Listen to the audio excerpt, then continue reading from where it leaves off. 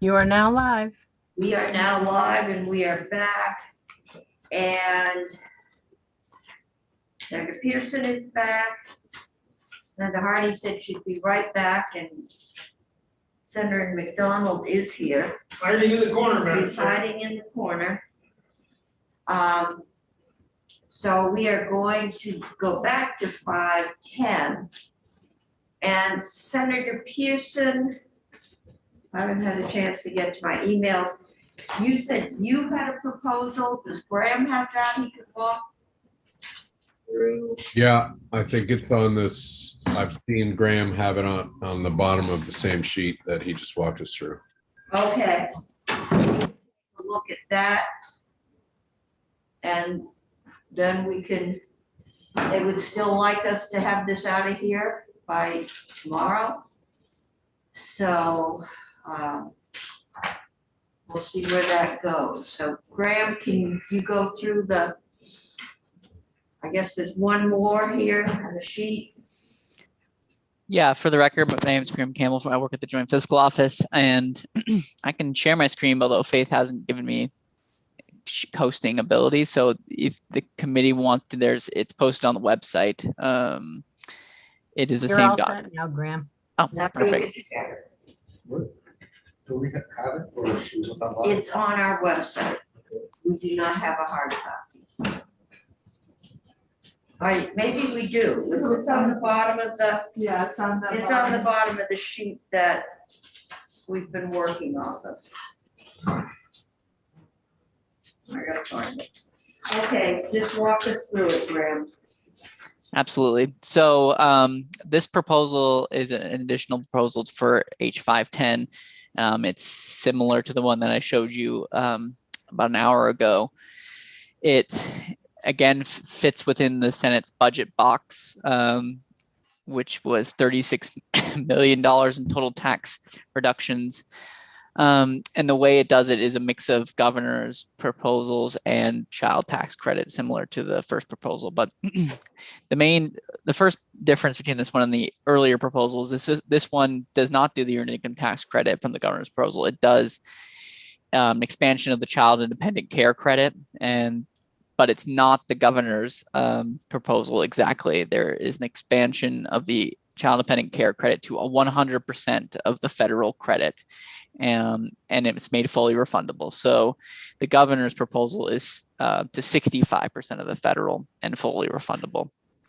This is the one that you said we could do 500%, right? So it's not that, Madam Chair, but it is. I just think this is interesting because the child tax credit helps people with kids up to 5 or 6.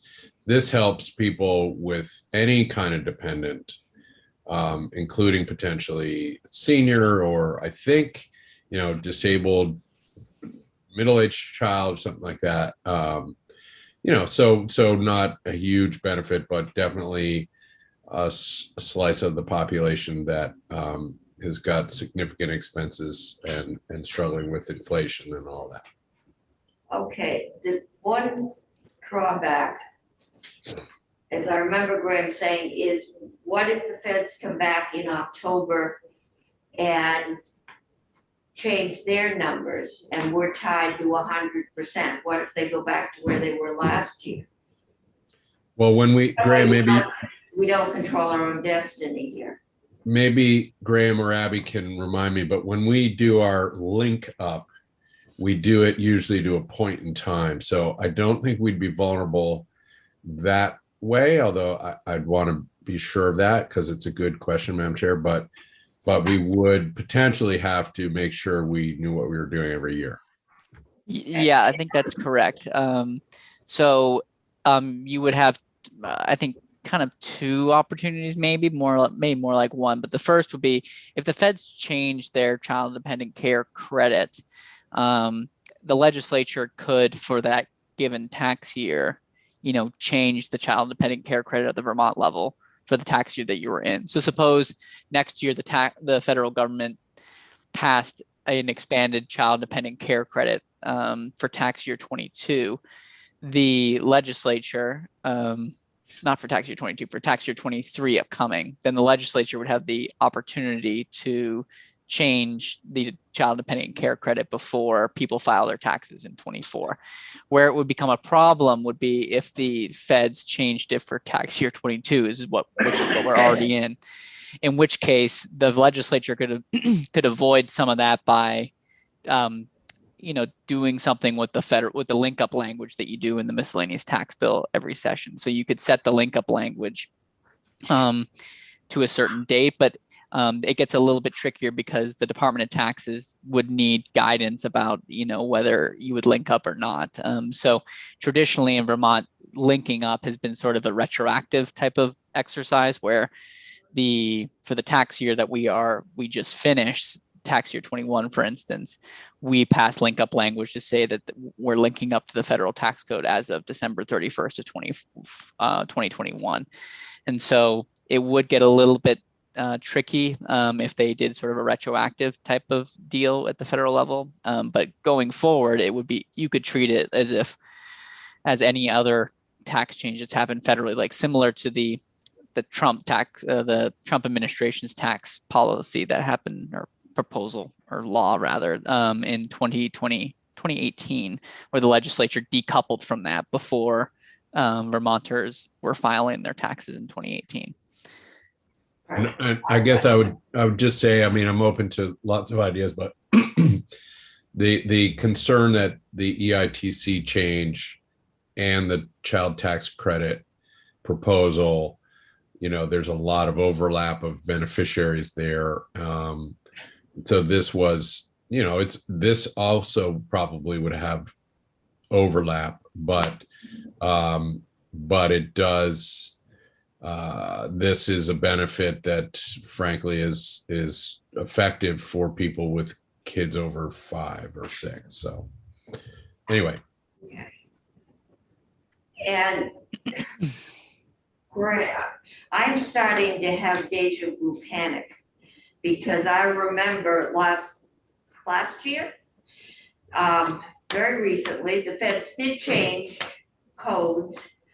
There was things in the federal tax code we didn't want to pass through and things we did. And we got to, did we do this retroactively or proactively? And there was a lot of angst in this building about a year ago because the feds did do things unexpectedly. But I get, we can keep it, but and I know the department needs to know by October what we're doing, but, okay. Can I ask a question? Yeah. Two questions actually, Graham. One is, this also includes, people could use it for like summer camp and after school care too. That counts as dependent care, is that right? I'll have to double check fully what it's eligible for, what's an eligible expense. But it does not include private school expenses, I think, but could you check that too? Because Yeah, I thought this was just your child dependent deduction. Do you have to have, this is just child care costs? but that could include after school and summer camp. Yeah, but only up to $3,000 times 0.3%. It's not, it could, I think, but not, it's not a lot of money. So could I also ask if could we structure it, or can you imagine doing it to say up to X% of the federal, not to exceed X amount or something like that? You know what I mean? So if the feds do increase it by, I mean, this is never gonna happen, but some astronomical amount, and we're at 100% of it, and it's suddenly at, $15,000, we would necessarily be able to afford that. So we could set a cap on it. Is that possible? I don't think there's any. I'll maybe defer to to Abby, but I don't think there's any sort of you could put a cap on it, you know, a limit of no more than the credit cannot exceed, you know, $5,000 or something like that. Yeah, okay. Okay.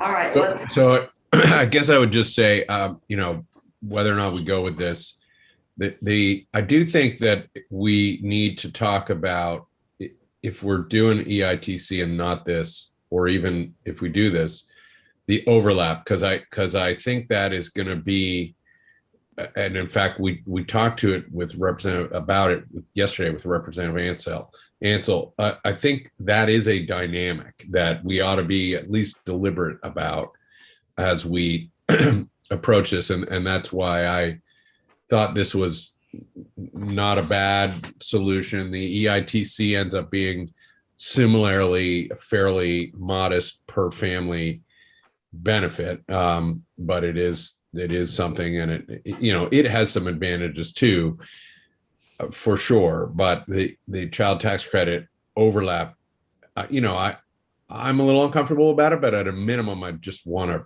be really clear what we're really talking about. we're looking at, yeah, we're children, if we do all the tax credits, families below a certain amount of income are going to get, nope, we are not doing it because Ed wants to chime in before we pass it out. I thought we were. So there is, yeah, if you've got young kids and you're paying to put them in childcare, then you're going to get a benefit from both the child tax credit and the expansion of the CDCC. None of these, what I've heard, come anywhere close to paying the cost of childcare, which has reached the point, even with the poor wages being paid childcare workers, the cost is reached the point where many parents cannot afford it. And it's that group between CCFAP and even they're not doing that well. And being wealthy enough to hire a nanny. That people you know, making good incomes are struggling with the cost of childcare.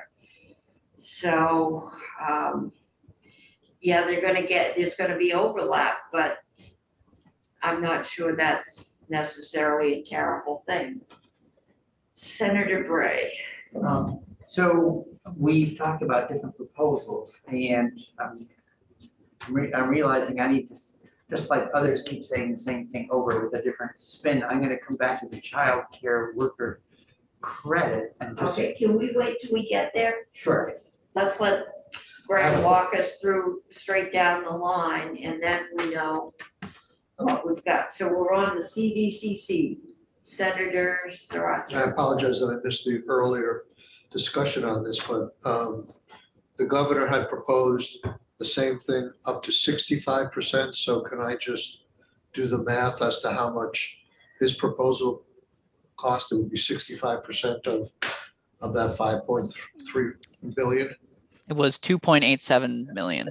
Okay, got it. Okay.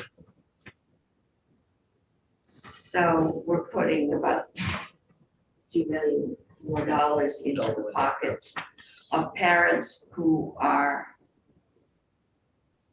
paying. But this is, okay, Graham, walk me through this. This is up to 100% of the federal fully refundable. All right, 100% of the federal. If you've got one child, 100% is $3,000 times 0.30, No. or what is the, what are we paying 100% of? Yeah, so you can think of or a family that has one child under the non-2021 child dependent care credit. They would get $3,000 in eligible expenses. And then that number, depending upon their income, is multiplied by a percentage. It's between 20 and I think 35%. So 20% is basically for anyone above, I think it's somewhere around $40,000 in income. So it'd be about a $600 credit for that individual with that one child. Basically, by making it 100%, Vermont would be giving that person a $600 refundable tax credit for the cost of the child care. How high does it go? What income level does it go up to, the federal one? What, There's no Limit? limit to the child dependent care credit. It's the percentage that you apply to your child care expenses, to that $3,000, goes to 20% at about $40-ish thousand, if I remember correctly, and it stays at 20%, I think, for at least till very, very high incomes, if not the entire population. Up to infinity income, Graham? I don't know if it's up to infinity. I don't want to go that far, but It's pretty far. so.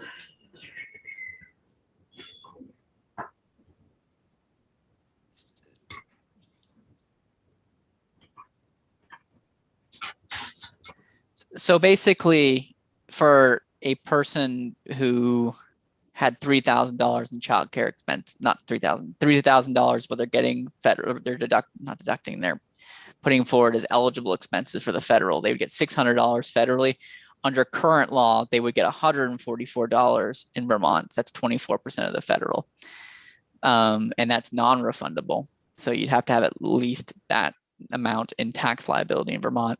And under this proposal, you'd get $600. And it would be fully deductible or fully refundable.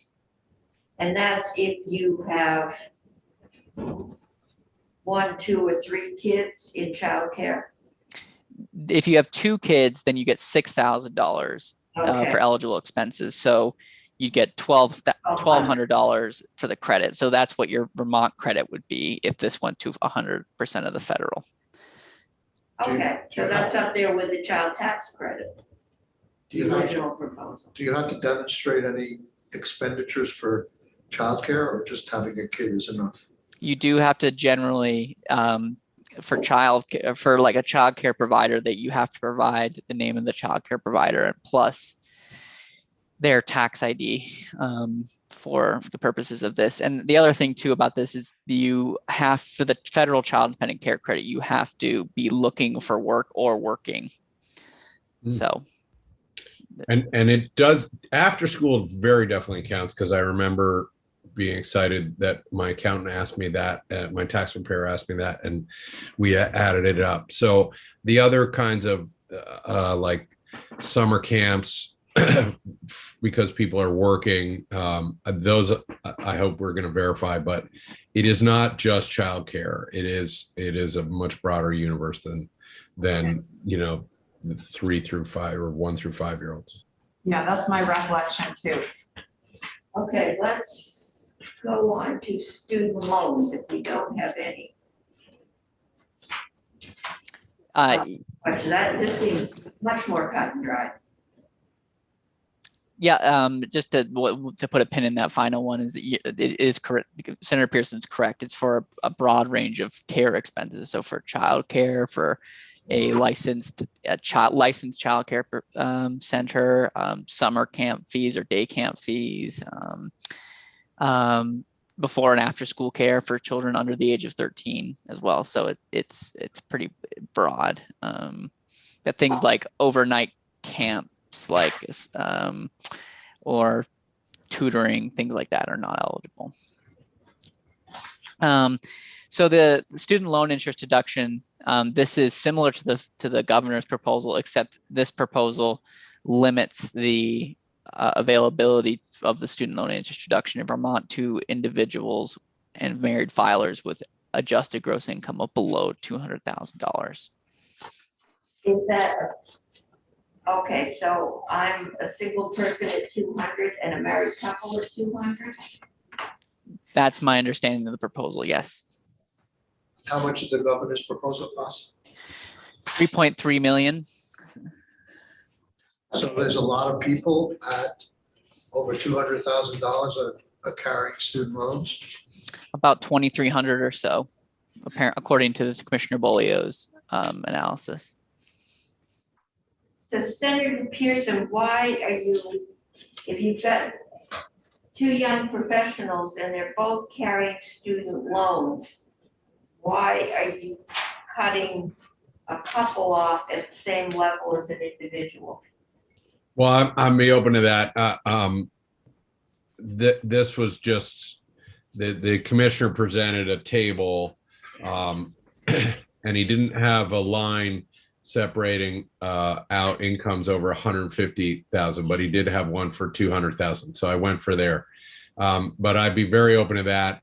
It's otherwise the same proposal as you had. It just draws a line at people earning over 200,000. And if we want to tweak that, I'm more than open to that. It was a way to free up to spend about almost $1 million less, 900,000 less when you exclude anybody earning over 200,000.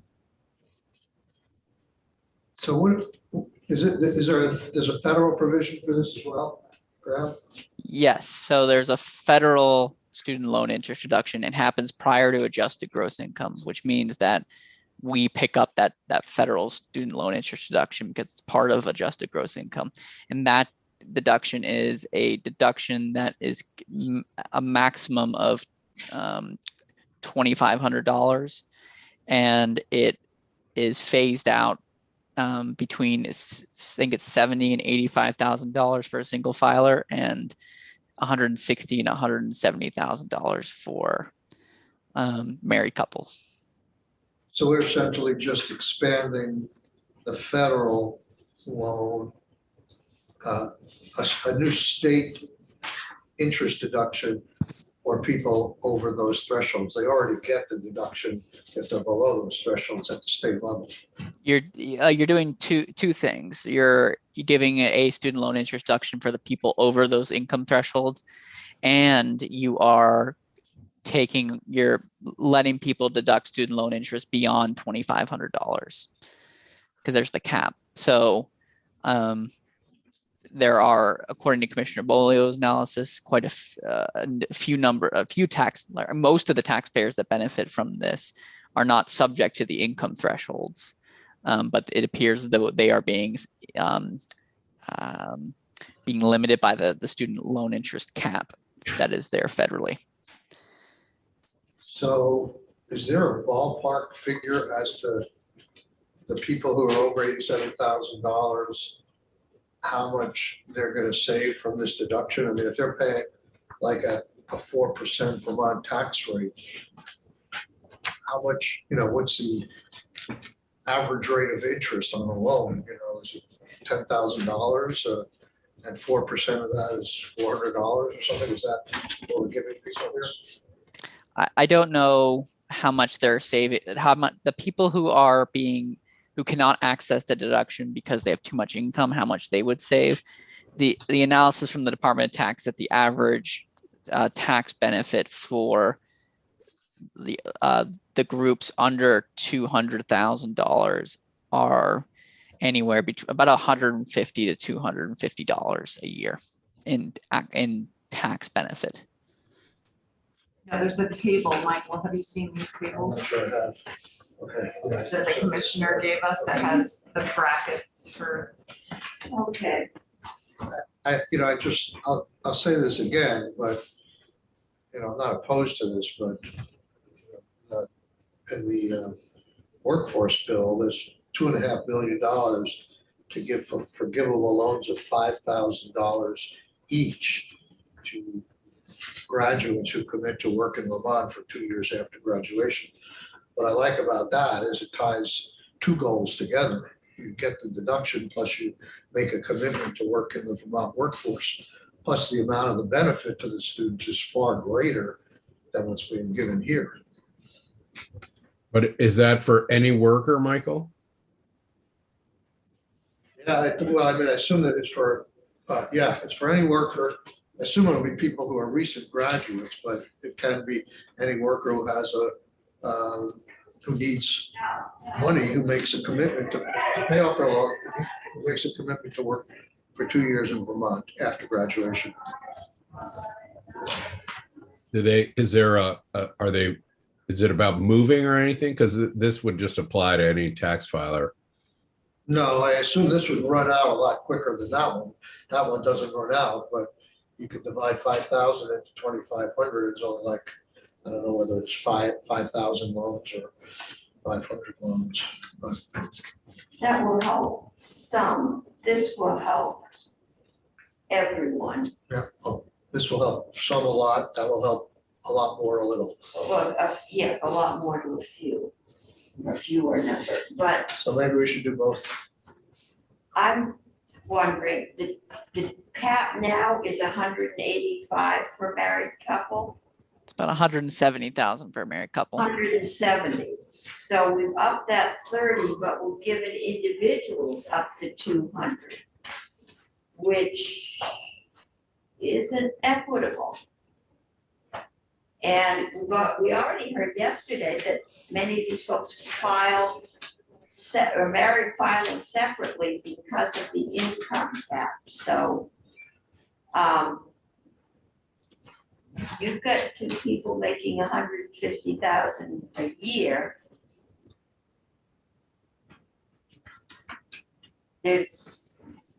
So I can be an individual, make 200,000. But if I'm a married couple making 225, I can't collect anything, right? I think you're right, Madam Chair, and I think we should address that. Yeah. And maybe get the same, if we're set on the 200 at the top, see if we get the same ratio for single. Usually you give single a little more than half, right? What is, I mean, you're suggesting making it 100,000 for single filers and 200,000 for married couples is the cutoff? no, we usually do more like 125. You know, I think there's an assumption, there's some economy of scale. You're only paying one rent if you're a married couple, and that there's some economies of scale. So maybe something like 125, 135, because right now, you know, that's upping it, but it's not penalizing people for being married. There's two sets of student loans under that 200,000, or there's one set of student loans under that 200,000. Yeah, I mean, we could just shift that around a little bit. Yeah, and that's we what I'm right? thinking. Maybe We can do that, right, Graham? Yeah. Maybe 125.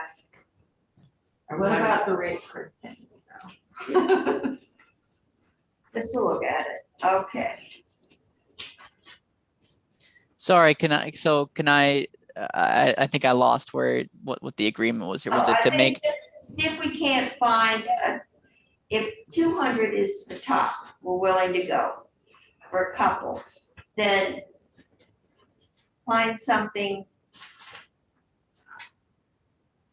for the single filer that's, you know, the same proportionality as the present system. Or maybe we go more Or for the maybe couple more, yeah. and just sort of make a staggered income levels for the couples versus the individuals. Is there not a standard relationship that we have between this program? I'm not aware of this sort of rule of thumb or standard, ratio. Typically it's half, for the, I'm trying to think, maybe a little bit more than half. I'm thinking of like the Social Security exemption Yeah, is 45K for a single filer and 60K for a married couple. I guess I would say it's really kind of a policy decision for you all to decide whether, a single filer should get half of a married couple, or should they get more? And one thing I'm not sure of is whether the federal student loan interest deduction is cut, the size of it is cut in half for a single filer or not. And so, you know, my initial gut is that it's not cut in half. So basically, if you're a single filer under 80K, you get $2,500. And if you're a married couple, you still get $2,500, but your income is allowed to be higher. As I understand it from the committee, you're only talking about changing the income limits here to 125 or 200K. And we're not talking about, Senator Pearson, you weren't upping the loan amount that, No, I was trying to be a little less, not spend as much as the governor's proposal. That was as far as I got. So it sounds like maybe a 120 income for single and 200,000 for married, and go from there. okay. This is good in numbers, any. Okay. Next one is the child care worker credit. And I know we've talked about it. I saw our folks in the hall on one of our breaks. And last year we did a cash payment, I think $1,000, which is money in your pocket, even if you don't file an income tax. But Graham, when we were talking earlier, I asked, what about the person that comes in, works as a child care worker for a month and takes all those little kids and leaves? Are they, is the tax department set up, or, have we got the foundation? Does that person get $1,000 tax credit? Or does somebody have to prorate it? How would that work?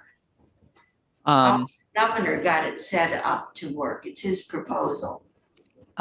So for the child care worker tax credit, just as a reminder, it's $1,000 refundable credit if you are a licensed child care provider. I think that it's a good question. The basis of this proposal comes out of a House bill of H527. And the definition of a Vermont child care worker is specified in there. It does not say anything about how long you need to work as a child care worker. It doesn't specify anything like a certain amount of wage income from a child care provider that you have to earn, or hours worked. It doesn't. It says it's for a resident or part year resident of the state. But it doesn't address, sorry, I guess if it's saying resident, yeah. So there's not, that question you were asking is not addressed in any language that I've seen for this credit. So we need to do some background work with the tax department to figure out, how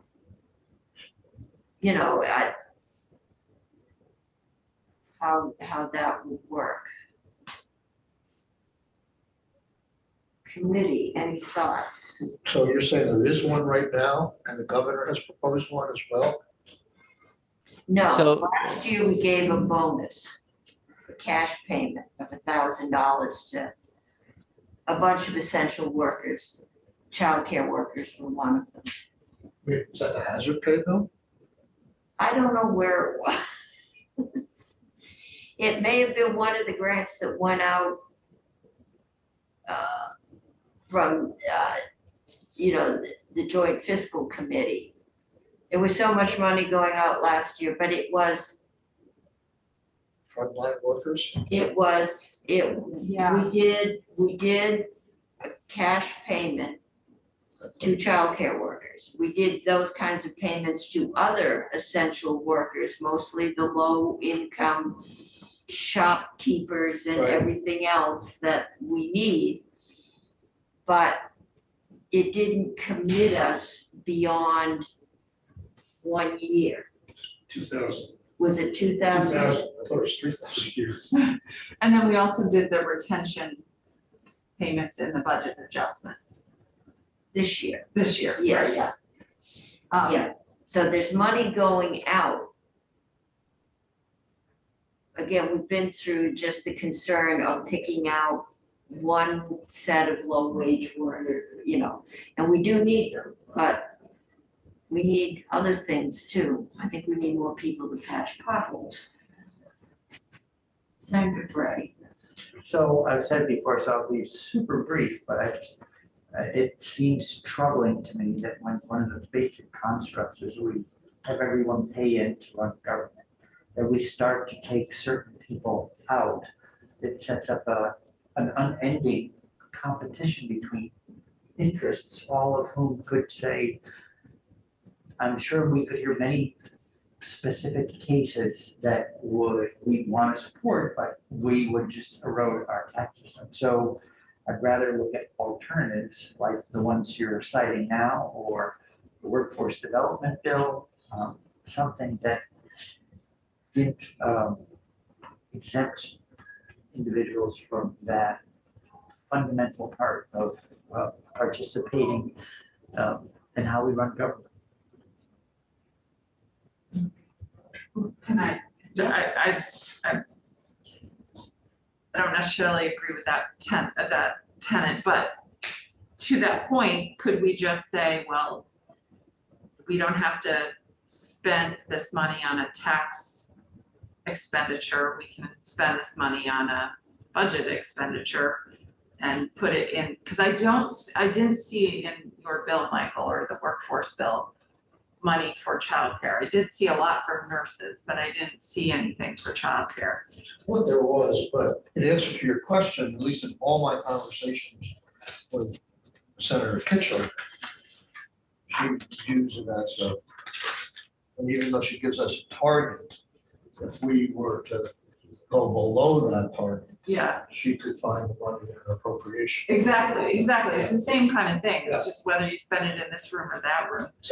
Right, well, this is revenue, and by doing a tax credit, we are giving that revenue, we're not collecting the revenue. Exactly, or we could just Yeah. not do a tax credit. and It spend falls to the bottom line, and Right. then Senator Kitchell has it to do something for the aged, blind, and disabled, or for childcare workers, but Right, so That's- if Senator Bray and others are uncomfortable with this kind of tax construct, but we still want to do something more for childcare workers, I'm all for that, by the way, so we could do it in the workforce bill. And I think health and welfare, we're looking at that next week. we can look at it all we want, but the budget got voted out this afternoon. So anything that gets done will be in committee of conference. Or an amendment. It could be an Yeah. amendment. But what we can do is say, we've let X amount fall to the bottom line. So you've got X amount, to deal with. And we would, we'd really like to do something for childcare workers. Senator Bray. Yeah, so to be clear, I would like to do something about this. I don't want to do this. It's a bad precedent. It's a very big difference on the receiving end to feel like you're exempted from something and then it's taken away from you, as opposed to you are gifted something and you feel like, well, that was a help. But there's very different expectation that follows one versus the other. Recent businesses give you a bonus and not a raise. Madam Chair. Yes, I more than prepared to support that alteration here, and actually it fits with something that's been bugging me, and I've been saying it in different rooms, so forgive me if I've said it here, but we are underway of our multi-year sort of analysis and / come up with a solution for our childcare crisis. And that is without question going to cost us money. So if we did this as an appropriation, then we're pulling already in the right direction. It means we have a tiny bit less of a pull next year or in a couple of years. So I like that. I don't disagree with the sentiment about taxes generally. And if we just didn't spend this 5 or 5.5 million and asked that it be an appropriation, I should think they wouldn't hate that idea, or hopefully. I would hope. They know we've been looking at it, and they did the payment last year. So we can vote this out and we can send a note. I'll be very careful how we word it. Saying, we really wanted to do a child tax credit, but child care worker tax credit, but we realized the taxing structure really wasn't there and are concerned about choosing one occupation. But, if any way this money could find its way into a bonus payment for those workers, we would be very grateful, kind of thing. Okay, Senator Gray. Thank you. So the Senator Pearson's point, we've started quite a few projects with a modest amount of money through an appropriation. I'm thinking of energy and weatherization and a bunch of other things. And then as you gain some experience with it, then if it has merit, we've ended up making it an ongoing investment. So to your point, Senator Pearson, about it leans in the direction of investing. I think that's a plus to get some momentum in that direction. If we had an entire plan 3-4 years ago, before COVID, that came in when Murphy was still in charge of childcare, and the plan was to get it down so that families with CFAP or CCFAP only were liable for $300 a month, no matter how many kids they had in school. What you paid wasn't based on per child, it was based on a percentage of income. But they needed a new computer system to do it, and we believe we have bought that computer system. But there was a whole. This was last year. This was in 7% of income. And Yeah. it was, yeah. And it was part of, it's been in play, because Rilla hasn't been here for a couple of years, she retired. But it was also trying to up the CDC-FAP levels, because when we were looking at unionizing, Senator Sirotkin, allowing the child care workers to unionize, which we did eventually, and they they chose not to. The testimony we heard was from most of the providers that have the majority of their kids on state subsidy. And unless you're in Chittenden County or a couple pockets of the east coast of the state, an awful lot of them had the majority of their kids on CCFAP. They were having trouble keeping their doors open, and their parents were having trouble paying what they're supposed to pay something on top of. And generally the providers were not collecting it because they knew if they did, the kids would not have dinner that night. So there's a real affordability for everybody out there. We are, in probably the majority of this state, the majority of kids in childcare are on state subsidy. And that's another whole bandwagon that's moving slowly. And we're looking at the parents who are paying, I assume that if you're on CCFAP, you can't apply, right, for grant for a child independent tax credit, even if you're paying something over and above that? Didn't I hear that if you were on CCFAP, you couldn't apply for a federal tax childcare credit? You cannot, the child independent care credit is only for people with out of pocket childcare expenses. So, But you are supposed to pay a certain portion.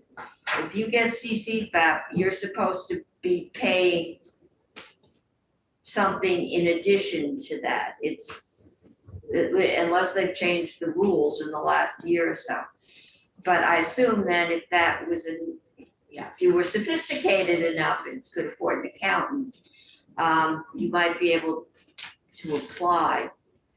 But an awful lot of folks, it just isn't being collected. So what we're looking at is something that would benefit folks above that level primarily. And then the child tax credit will help the folks in both camps. There'll be some overlap. All right. just to clarify that the CCFAP program only covers the full cost of childcare for very low income households, and so for other households that can still qualify for CCFAP, they get a certain percentage of the cost covered under the program. So the other half or whatever is left over that CCFAP's not covering, that would be eligible for the child and dependent care credit. Okay. Senator Brock. Well, I'm just looking at the overall proposal. I have several concerns. One, when we were talking yesterday, our talk was about splitting 18 and 18, in which we would spend about 18 on the child tax credit and then look at the other items in the governor's ask. Here, it looks like we've spent about 22 in the child care tax credit compared to the 18 we were discussing yesterday.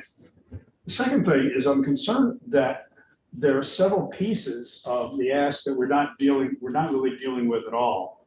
And in particular, those things that have the potential of being economic development adders. And there I'm talking about, for example, the Social Security exemption is an example which discourages older people from working because of the loss of the tax effect of the tax that they would receive, and makes us uncompetitive in some ways with other states similarly situated, because all the states around us have a much higher amount of an exemption. And in fact, we're one of relatively few states that don't exempt Social Security tax entirely. I won't repeat the military discussion which we previously had, but that still is You should stop while you're ahead. that is still a concern. That is still a concern. So overall, I'm just concerned about the weighting that we give it based on where we were yesterday. I think we're really trying to come up with our own tax package that reflects the priorities really of this committee. And I think we all know it's going to go to conference and it's going to get hammered out somehow. But that's why we're having this discussion. We have had the military pension and we have had the Social Security discussion. There are still possibilities to change that, but this is where we're working from. Senator, Can I ask a question about Social Security? yeah, What, did we do something on the Social Security in another bill? I know we did a little bit of something on the military, which we did Social Security and did an exemption with those AGI when we redid the tax code in response. No, I know it was a couple years, but did we this year? We have not done anything on Social Okay. Security this year. Okay, so can I ask Graham a question then on You that? can ask. Graham, on the governor's proposal with Social Security was a threshold increase to 30K, to 30,000. Over what we have now. Over what we have now, yeah. 45 and 60 right now. So it would be up to 75,000. Okay, Correct. that, I was 75 not and reading the table correctly. So I And was we like, have how does that work? another proposal from the House. Which raises it by 5,000. Yeah. I see, okay. Increasing it. That's, I just wondered what was already Which is- on the is table. that on 510 or is that on, it's on 510? Yeah. Mhm. So that is also there. So.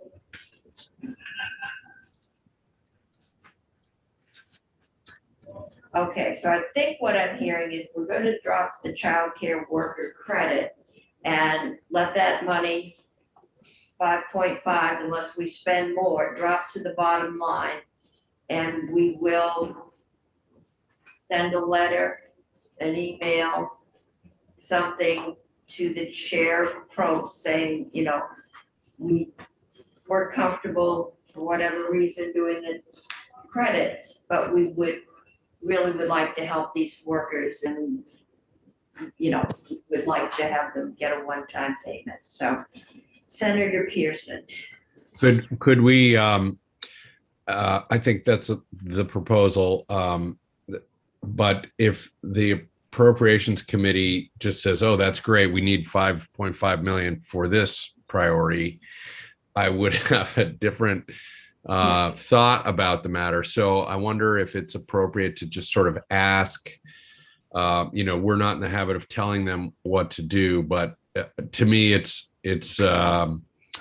we might make a different choice on the tax credit if we were led to believe that they were uninterested in something like that. The only thing I can do is try and go, we can take a 10-minute break and I can go see if I can try and find. Yeah, I'm not suggesting we get an answer immediately, but just, I want this out tomorrow, so Yeah. They're all in there right now. they're all in there right now. The immediate answer would be helpful. All right, so maybe I will trot over because that's, I think, kind of the final thing we're looking at in this list.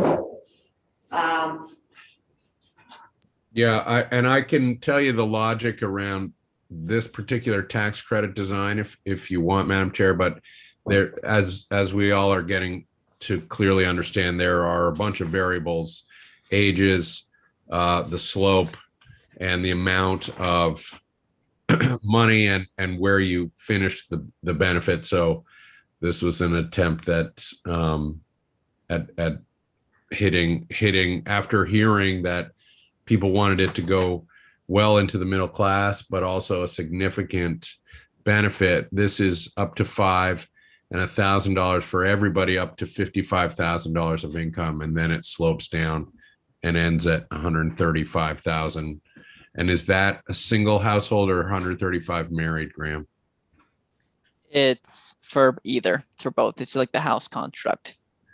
Okay, so it has the advantage of a decent base, but then a quickish slope. Okay. Senator Saracen, I'm gonna let you talk with Senator Pearson and I'm gonna go see if I can Okay, route Sounds down. like they have not yet voted the budget out. All right, Senator, turn us off, Fitz? so you can keep going. What's that? Would you like to end live stream now? No, we can. no. Okay, Wait, are we yes or no? That's my question. What didn't you have a question, Senator Sorokin? I did, but we're not on live stream, so I can't ask it. It was a question. No, you are. We are. It says live, it still says live. We're, So you had raised earlier on a tax credit that we had passed out of this committee, I think 2 years in a row unanimously.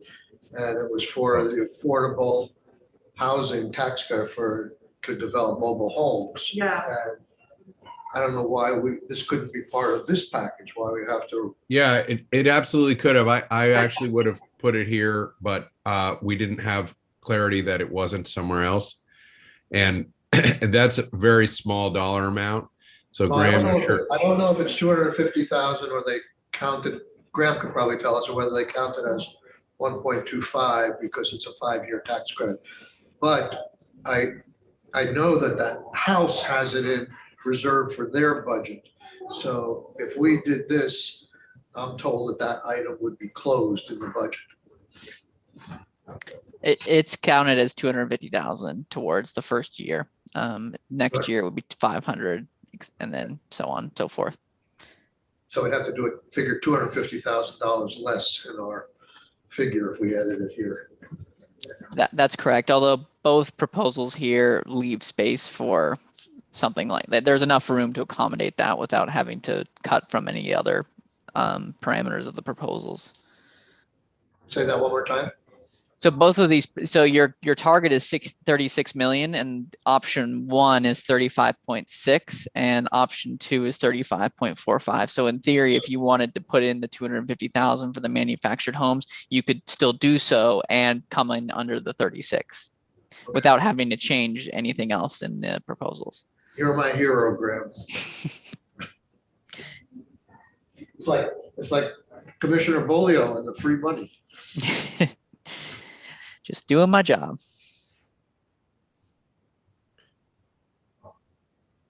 Graham, what, back to the Social Security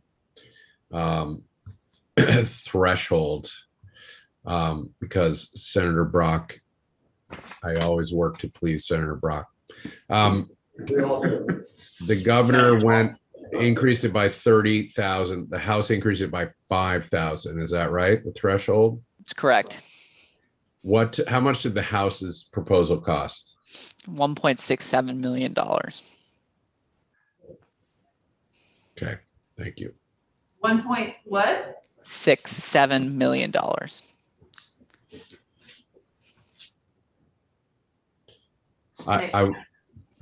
I would just point out that we hinged a lot of we hinged the military and we hinged the civil servant right off to that threshold. So we would probably have to figure out what it costs to raise them all.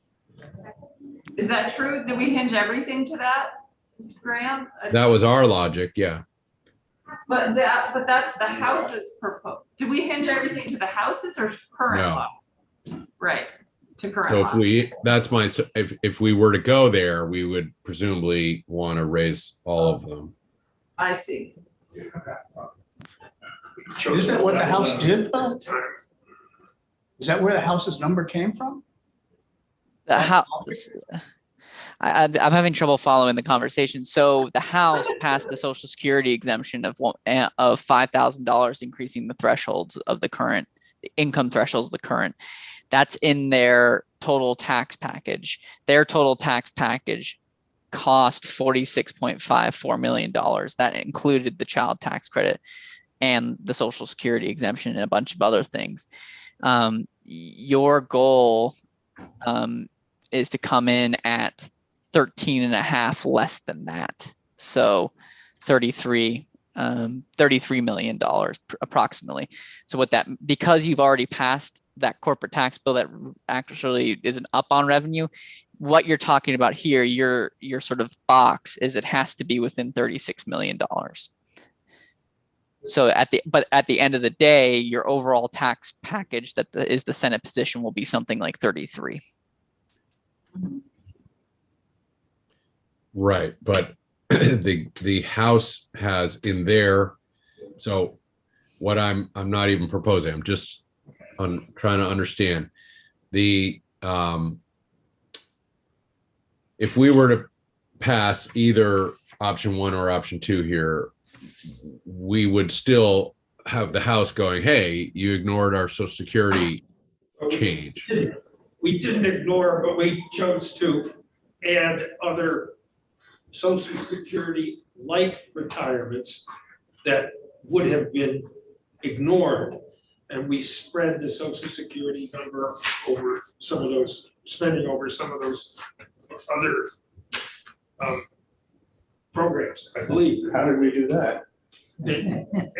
Because I think that's what the chair asked us to do. No, Oh, I I think didn't see it. I didn't we see pegged that. the other ones too, the military retirement and was it this federal retirees, Yeah, the remember? civil service retirement piece, Yeah. which is really the old civil servants, it's not even the current civil servants, but I didn't see anything that we did that pegged anything with respect to social security in this.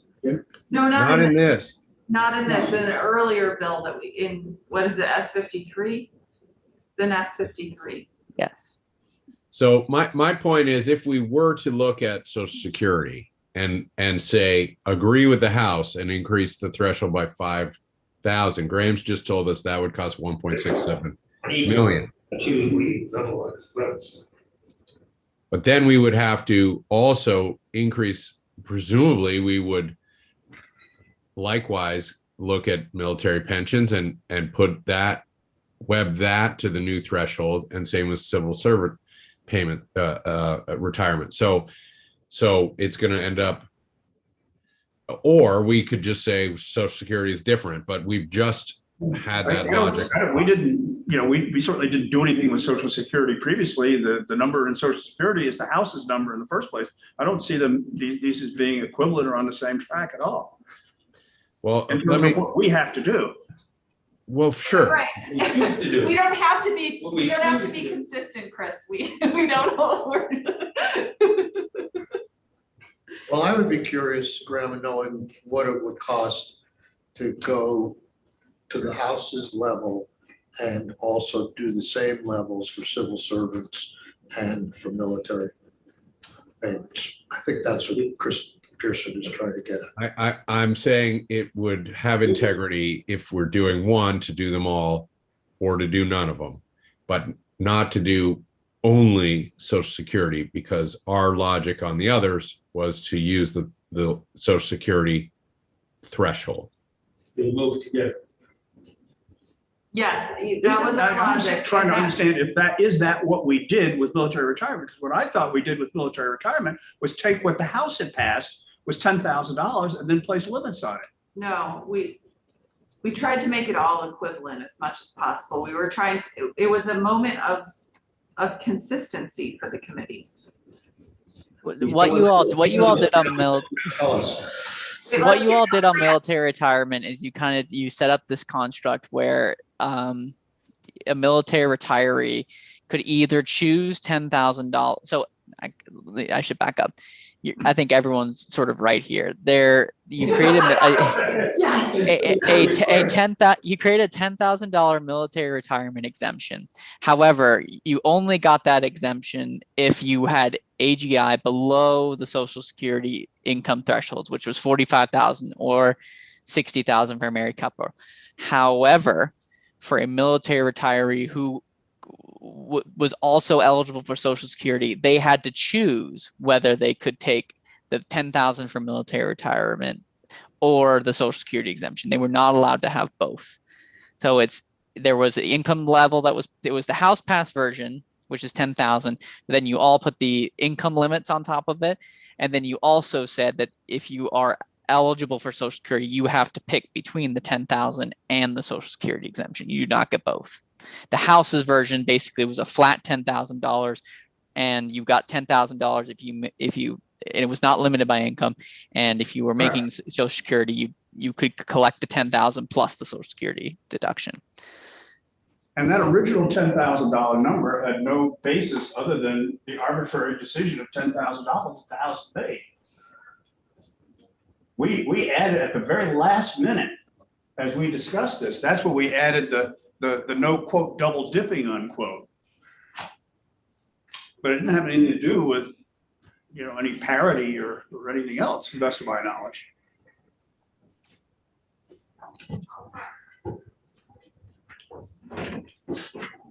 The messenger has returned. Just in time. Lucky, so close.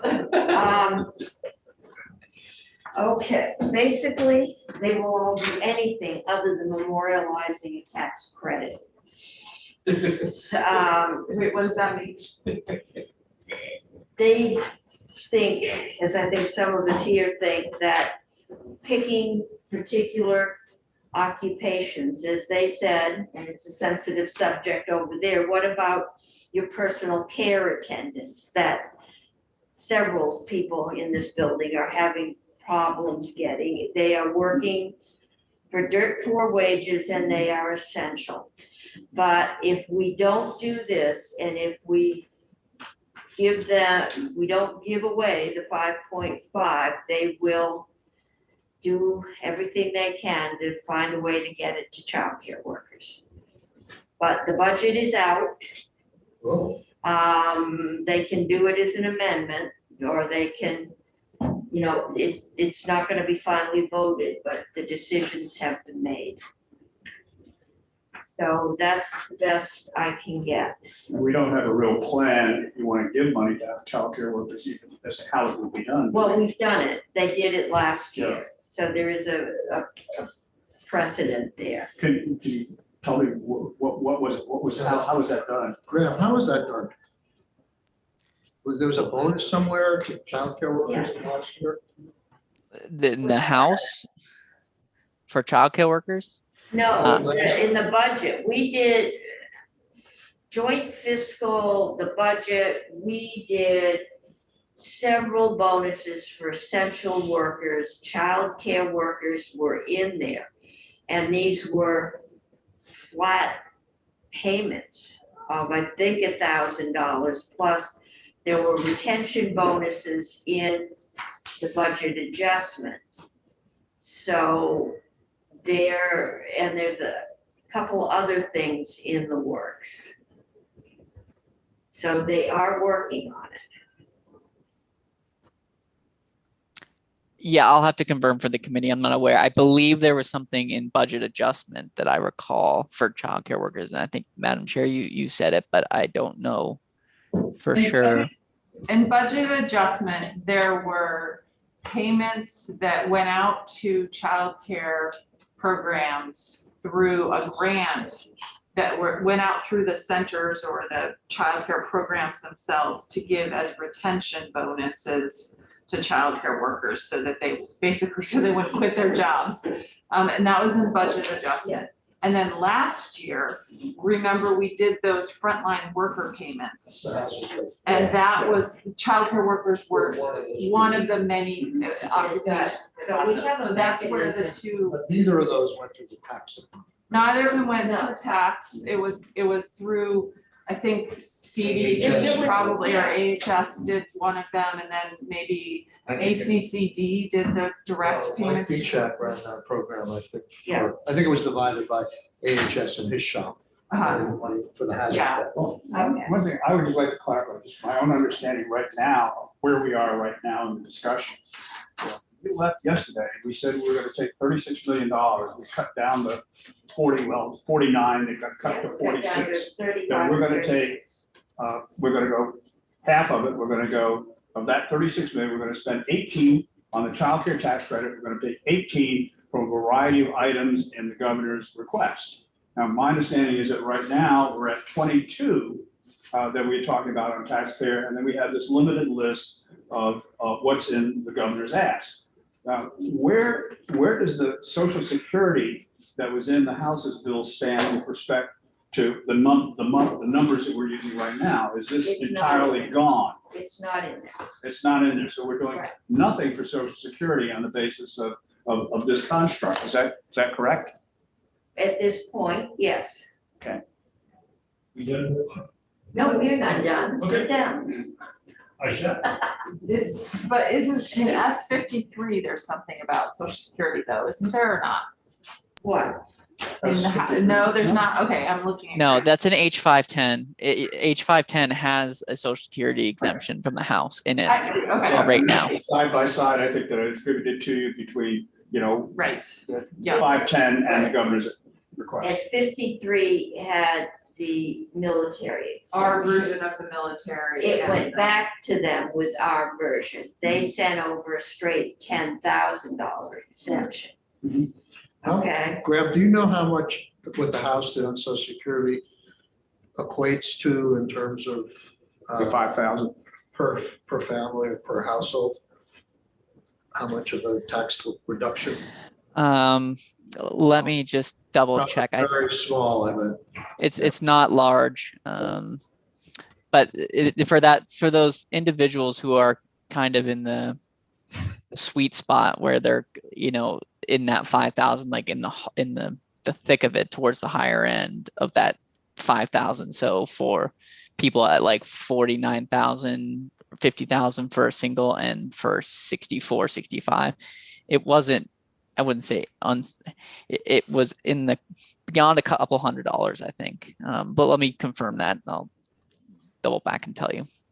Yeah, and then, yeah, I thought the tax benefit that we were looking was probably the average was about $250, because that's what we base the other pension things on, was that they would get the same tax equivalent as we had given to Social Security. And again, you know, what we're doing is we're moving up the income chain. I thought we were looking at dependent care, which would help the families that are struggling to find a worker, a personal care attendant, to come in and stay with their loved ones so they can go to work in the Senate or somewhere else. And that would be the deduction in that area and would help. Well, in my mind, it is just as important as childcare. Well, I was gonna say. Well, that's- For seniors. Well, that's in here, is the dependent care. Yeah, but to a limited extent in comparison. No, to a more generous extent than the governor. The governor took that to 65%. Yeah, that's correct. You're correct. This is there, looking Chris. to 100%. No, you're correct there. We're going 100. But if the good thing is, you know, if people were interested in other ideas, there are a lot of ways you could tweak the child tax credit to arrive at a smaller number. But you know, I'm happy to think about that. But I think we should do something. I think we should do something in the Social Security area. It affects a significant number of Vermonters. It has a low cap right now. It's not competitive with the states around us. And I know that approach will tell us if we want to do something, help those folks on the disability SSI, which is what all the wounded warriors are living on. We heard they are not getting pensions. They're living on Social Security based on their income. So if you're 21, you don't have much of a base, and they're getting a disability payment from the feds. But if we wanted to work, that's the end, that's the really poor end. And we could look at that, but we are out of time. They were supposed to be going home. They want the revenue bills out tomorrow. And we've been going through different iterations for 2 weeks now, at least a week. Well, my suggestion is that we reduce the child care tax credit and we increase and we replace that difference with this, at least with the Social Security, and raise that Social Security number more consistent with our surrounding states. And if we get that child care total down to the 18 million that we talked about, I thought we agreed upon yesterday, there's room to do that. It's not down to 17 million. Yeah, that was never agreed All upon. right, well, then we discussed. We did discuss, it was mentioned, We did, Madam I think Chair. by the tax commissioner, yes. When you were walking out, I had a question. Oh, and- yes, And we discussed it. The Senator Pearson had raised the issue yesterday about the mobile home, $250,000. yes, and you were checking that out for us. That was just this morning, Senator. Just seems like No, I think- yesterday. Was it this morning? No, I wasn't here this morning. Oh, yes, and according to, it's sort of in the same category as what you just asked. They said if you can stay within your budget, we can do that $250,000. Yeah, I think, Okay. And actually Stephanie added, that would be great because it would be a closed item in the budget. because the house Oh, has. wait, to add it on here? Yeah, to add it on ours, yeah. We passed it in this committee. 7-0. Yeah, but it's not, it's figured in our $35 million box. Yes, it would come out. Is it, of the- All Graham, right, did you already so- take into consideration? I did No. not know, but you have in these two proposals, you have space to add it if you want without doing anything to the other proposals that are in here. Because it didn't, the two proposals didn't add up exactly to 36. They added up to slightly less. And because the manufactured homes credit's only $250,000, you can fit it in either of these proposals. So should we? I think we should do that. Yeah, I think we should do that. Okay. Yeah, Nobody's, so they haven't funded it. No, the house This has. is a tax credit. The house has Yeah, a sign it's- on the To allow appropriations you program. to buy up, to get a more efficient home. It was a 5-year tax credit. Does it change the price of the mobile home? Well, you get it, I believe, a refundable tax credit. It's to replace dilapidated mobile homes.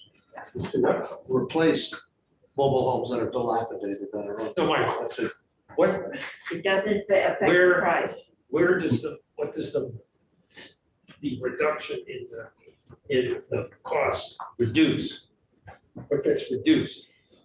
If I can jump in there, this credit is used as part of the affordable housing tax credit. So it's a way for people to access cash. So what they do is they essentially sell these credits to insurance companies and banks, and that cash is used to improve or weatherize mobile homes. Okay, so your people in the crappy old single wide up the mountain get cash.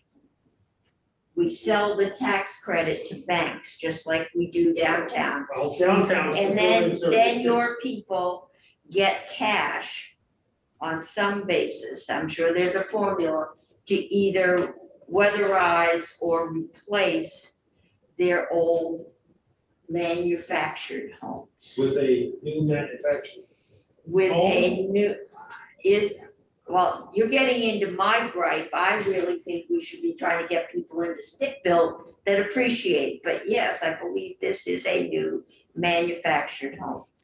I'm not sure whether I don't know what exactly the money can be used for. And typically the cash doesn't go directly to the owner of the property per se. I think it's more, I think there are nonprofits that take the cash and help people make those improvements or provide them with a new mobile home.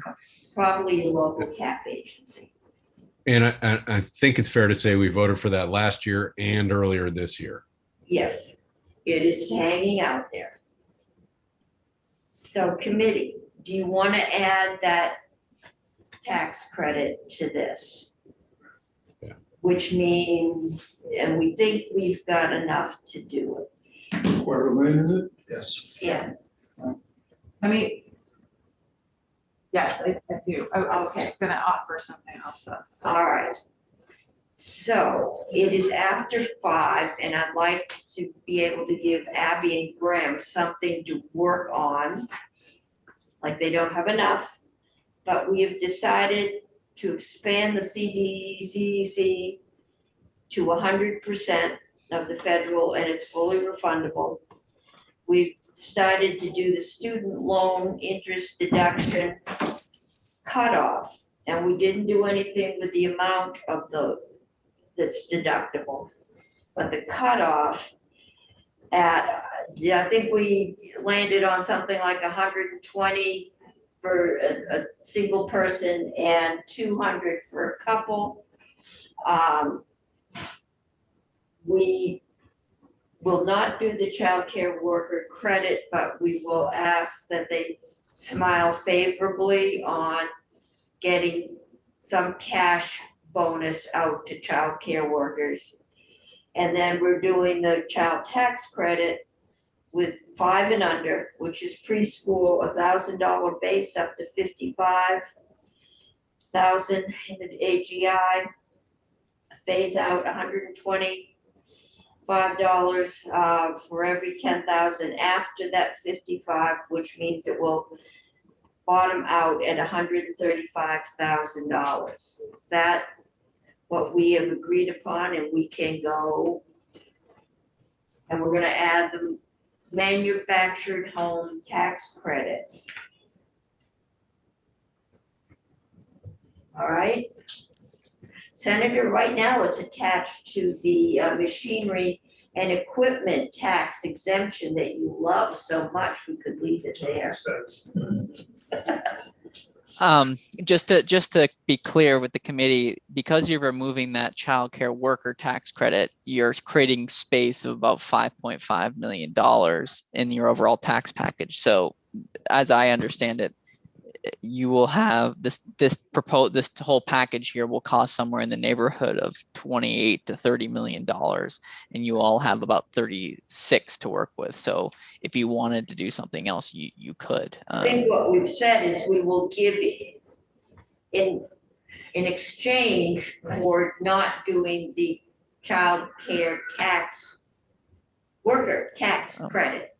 We have asked that appropriations do whatever they can to get some kind of a bonus similar to what we've done in the last 2 years out to child care workers. The thing is that the bonus is a one-time thing, and then the Yes. tax credit would be an ongoing thing. So we have the 5.5 ongoing, it's base.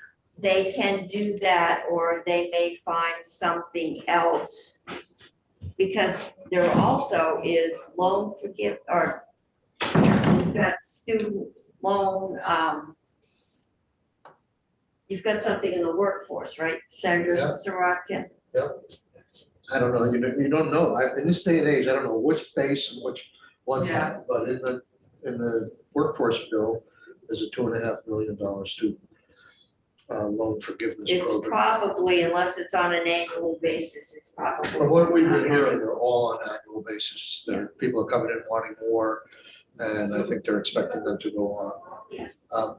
Can I just reiterate my request to Graham? I would like to know how much it would cost to go along with the House on Social Security and make an equitable adjustment to the public pensions and military as well, to keep everything even. We did all the pensions even.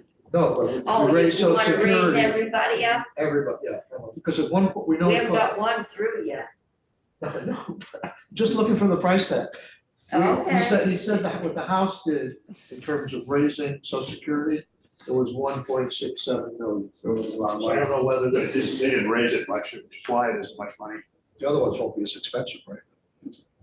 So just to be clear, I understand the request, but you all have not passed the Social Security changes from the House. So it would be weird to increase the civil service ones that you've already passed without passing also the House provision. So I think that's what we're considering. I'm Okay. saying considering putting them in Yeah, this package. tell us how much it would cost, Graham, to do the House Social Security and then mirroring the others. Yeah, okay. Yep. Yeah, I wouldn't want to go into a conference committee arguing for $5,000 for something against Social Security people. Right, Madam Chair, We're gonna be in a committee of conference for a lot more than that, yes. you know how I like to accommodate the House. I actually think there's wisdom to that. Just take one more thing, as Senator Sorokin just said, particularly a simple, high-profile thing, and agree with the House. And we may even have room here, or we could probably figure out a minor tweak to the child tax credit to get room for it. And I don't know, probably not everything Senator Brock wants, but maybe he can speak for himself, but you know. Senator Brock's not going to vote for it. I can tell you that right now. I have a lot of experience. Well, we've come a long way to the governor's position compared to yesterday, so maybe he would consider that. I'm just joking. Okay. You never know.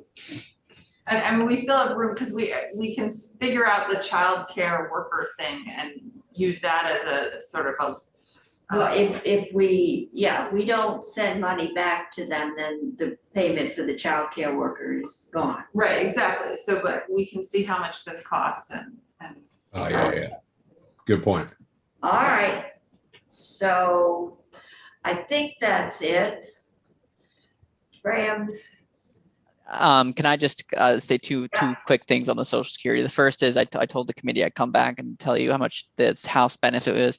About 7,800 returns are benefited from the House proposal, and the average tax benefit's about $215.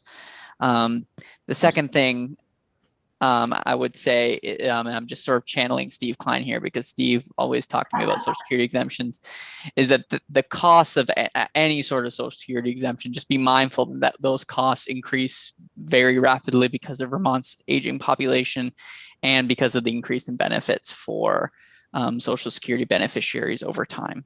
So we're predicting this costs 1.67, but it will be $2 million within a year.